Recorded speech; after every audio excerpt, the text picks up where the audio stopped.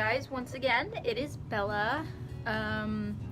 Today I'm going to cover another topic that I'm actually pretty interested in because myself, I've struggled with allergies my whole life, and I've struggled with, for example, dairy. I always knew that I had a dairy allergy since I think I started and found out when I was really young. I was probably 10 years old, and a lot of my digestion problems kind of shriveled away when I stopped eating dairy, cheese, milk, all that jazz. So today I'm going to talk about the elimination diet. So the elimination diets are fairly cheap.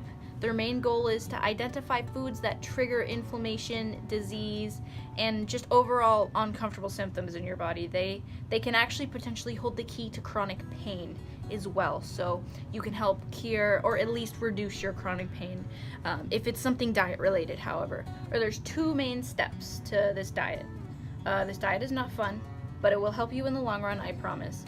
So step one, you need to remove gluten, dairy, corn, soy, eggs, and sugar from your diet for 3 weeks. You're probably thinking, Bella, what the fuck am I gonna eat? Okay, I will get to that, I promise. But first I wanna tell you why and what you're going to be eliminating, blah, blah, blah, all that jazz.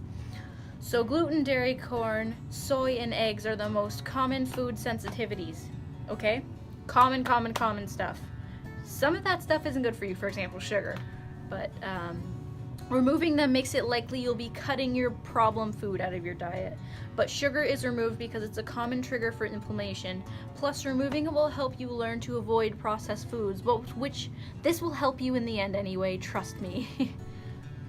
A lot of patients will be asking their health coaches, their doctors, why remove 5 foods at once? Why can't I just take one out and see if I feel good, and then try the next day, take one out?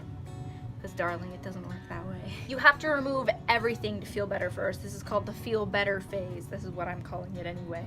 Because there's a period of time where while you're doing this diet, you're gonna feel like, excuse my French, but you're gonna feel like shit for a couple of days because you're changing your diet so drastically. It might give you migraines, it might make you lightheaded, it might make you just severely crave that chocolate cake that your little brother's downstairs eating. I get it, but you need to get through all of these symptoms to feel better. So then you can introduce food by food. That it's kind of piece by piece. You got to see how it makes you feel. You can't just take one out at a time because it won't work. You need to go through those symptoms, that drastic diet change, feel better, and then take one out at a time. So step 2, which I was kind of digging in there, you would be introducing one food at a time. After 3 weeks have passed, like I said, you can begin the final step, which is reintroducing those food. Get yourself a notebook or use an online food tracker. For each food that you reintroduce, think about your symptoms on your list. Use none, mild, and moderate to describe your reaction, and you can write it out on a notebook, you can write it out on a food tracker, however you feel comfortable. You're more tech savvy, maybe you want to use like Excel or something, I don't know. If you have a reaction to a specific food, that will be one out of however many you need to permanently remove from your diet, and of the idea. So I'm gonna get right into the foods that you can eat. So you can eat fruits, most fruits, excluding citrus fruits. You can eat most vegetables, excluding nightshades. You can have meat and fish, turkey, lamb, salmon, stuff like that. You can have dairy substitutes, like coconut milk and unsweetened rice milk. We want to stay away from the soy milk though. Almond milk is also great. I drink it every day and it's never caused me any dietary problems. This may be a digestive dietary thing, but it can also have a key impact on things that you already know about. For example, arthritis, eczema.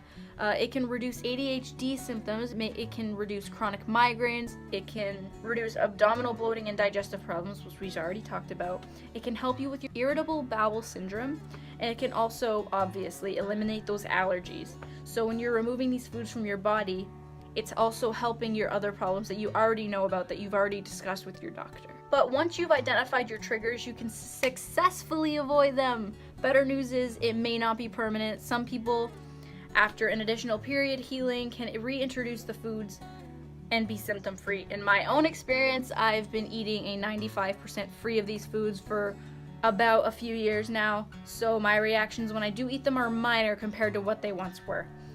They are still there, but much more pleasant than it used to be. So thank you for watching. I hope that helped. If you guys have any questions about the elimination diet, you can comment down below, and I'll definitely I'll get into it for you and help you kind of understand a little bit better. But that was my update, and that was what I was taught. I am studying out of the Canadian Fundamentals books, which I'm probably going to bring back because I'm almost finished with it. There's only a few chapters that I needed out of it anyway. So yeah, I hope you guys enjoyed this video. If you're watching, that's cool. Awesome.